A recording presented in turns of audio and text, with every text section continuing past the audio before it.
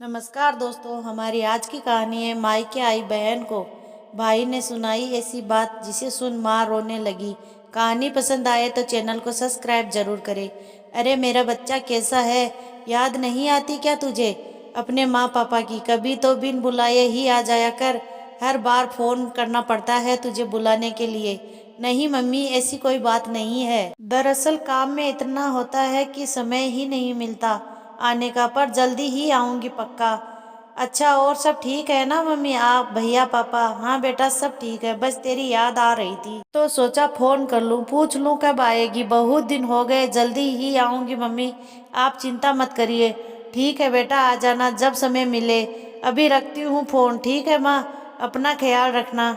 माँ सही तो कह रही थी, कितने दिन हो गए मम्मी पापा और भाई के साथ रहे, अपने लिए कुछ समय बिताए। हर पल यहाँ तो बस सबके लिए करते ही निकल जाता है।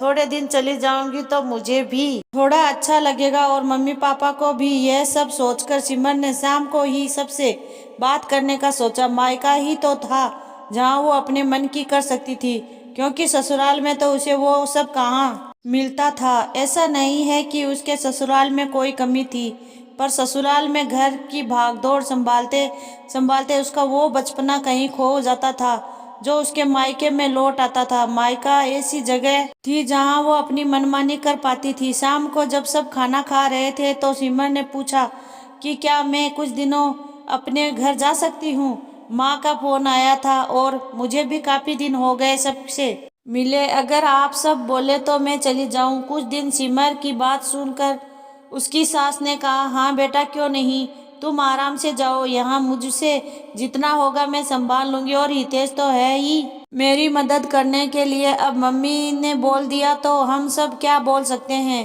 तुम पैकिंग कर लो, मैं कल सुबह तुम्हें छोड़ आऊंगा, हितेश ने कहा। थैंक यू मम्मी, मैं जानती थी आप मुझे मना नहीं करोगी। मैं आज ही अपनी पैकिंग कर लेती हूँ। अगले ही दिन सिमर दोपहर को अपने घर पहुँच गई। सिमर को यूं अचानक आया देख सब बहुत खुश हो गए। मायके आते ही सिमर अपनी जिम्मेदारियों से बहुत हल्का महसूस करती थी और उसे लगता था वो आज भी वही छोटी बच्ची है जिसका सब काम मम्मी करती है, और इस बात की खुशी उसके लिए हर खुशी से बढ़ी थी। वही मम्मी का सुबह इतनी आवाज लगाने से उठना। सिमर जब शाम को मार्केट से आई और अपनी माँ को सामान दिखा, अपनी पैकिंग करने लगी, तो उसका भाई वहीं बैठा था और उसका सामान देख बोल पड़ा, अब कितने दिन बाद आओगी? तभी सिमर की माँ बोली, देखा बेटा, अभी तू गई नहीं कि तेरा भाई पूछने लगा वापस कब आएगी। सच में बेटियों के आने से घर में रौनक ही छा जाती है।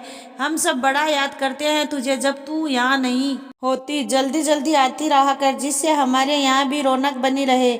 माँ इतना बोल ही रही थी, तभी भाई बीच में बोला, रौनक करने नहीं, पैसे उड़ाने आती रहा कर, ताकि तेरे पति की कमाई बची रहे, और हम जो पैसे तेरे यहाँ ना होने से बचा पाते हैं उन्हें तू 10 दिन के लिए आकर पूरा कर जाया कर।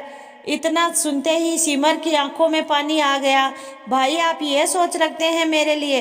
तभी माँ बोली, खबरदार सुहास, जो मेरी बच्ची को ऐसी बातें बोली। तू होता कौन है इसे ये सब बोलने वाला?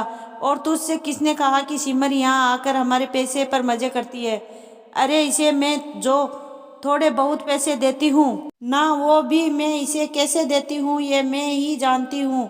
यह हमसे कभी कुछ नहीं मांगती है, और अगर मांग भी ले तो हम इसे कभी मना नहीं करते, क्योंकि तुझे तो पूरी उम्र ही देते रहेंगे और मरने के बाद भी देकर जाएंगे, पर इसे तो जिंदा है तब तक ही दे पाएंगे, क्योंकि जो भाई आज हमारे होते हुए भी अपनी छोटी बहन के लिए ऐसा बोल सकता है, उसका क्या पता कल वो अपनी बहन को अपने घर बुलाए भी ना। जब हम दोनों को बराबर रखा, हम दोनों पर बराबर खर्चा किया, तो अब भी हम दोनों आपके लिए बराबर ही हैं। और रही बात यहाँ आने की, भाई, तो यह घर मेरे पापा का है।